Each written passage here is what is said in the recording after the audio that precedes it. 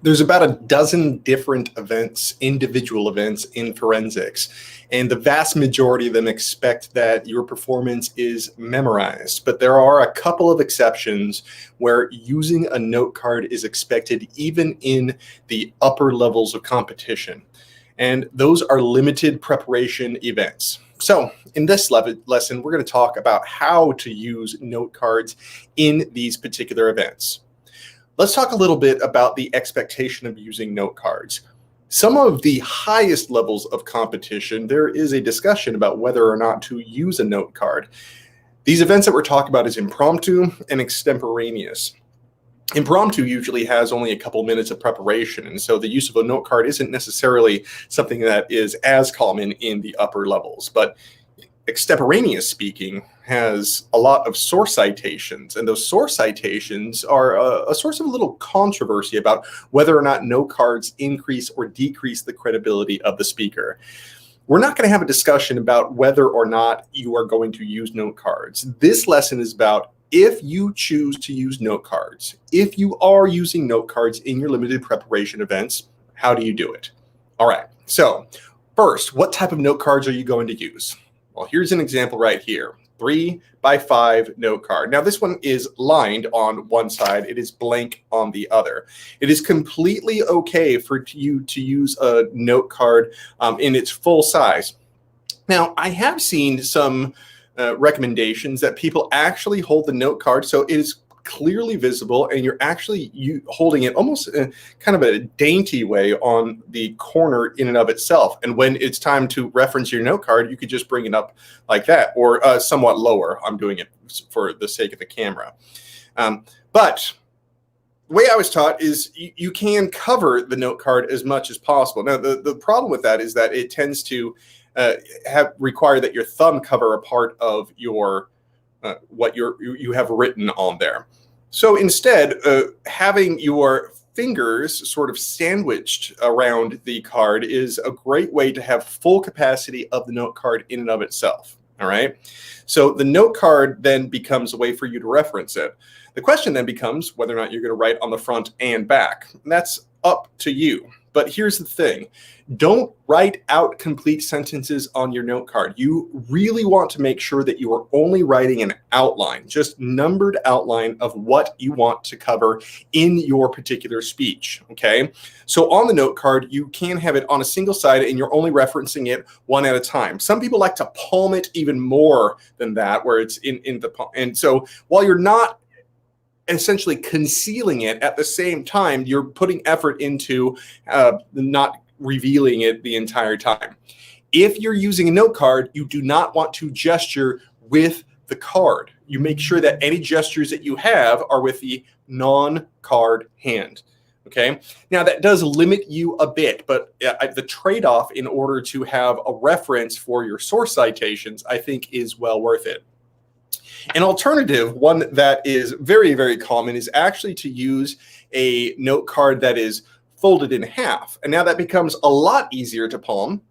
The exposed corners aren't that much. You can really, really have it concealed as much as possible. And then even when you do gesture with it, it's not really distracting, okay? But how do you use it when you have a folded note card? Well, the way that you typically do it is that one side of one card is your introduction, and you have your attention getter, you have your significance statement, and usually you have a source citation in your significance as well. And then your first body point takes up the other half. And that means on the back, you can now have body point 2 and body point 3. So introduction, body point 1, body point 2, body point 3. If you really need something in your conclusion to reference, then you go back to the introduction. It has your attention getter. It has your significance. You could use that information in the conclusion. You're just kind of doing it in reverse order.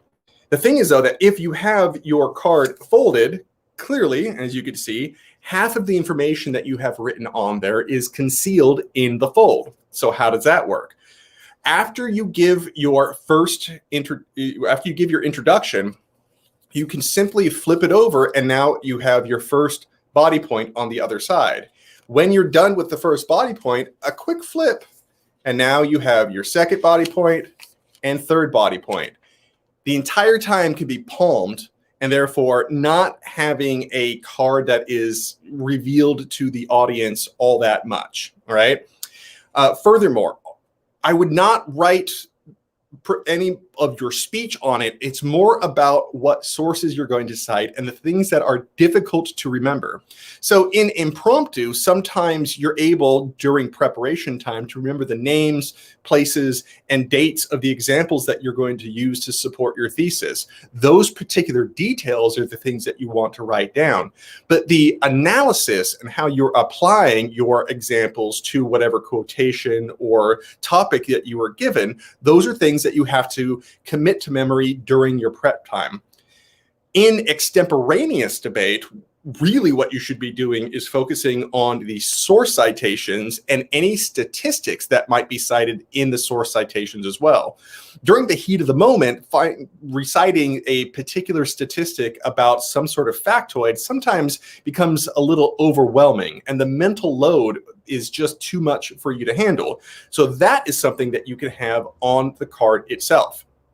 Furthermore, you want to develop a shorthand for all of your sources. So if you're citing the Washington Post, it's really easy to put WP. And if you, and have the date in numerical fashion, don't write it out completely. Have a shorthand for all of the sources that you're going to cite, and then you can have that listed there, and it takes up a very little bit amount of space.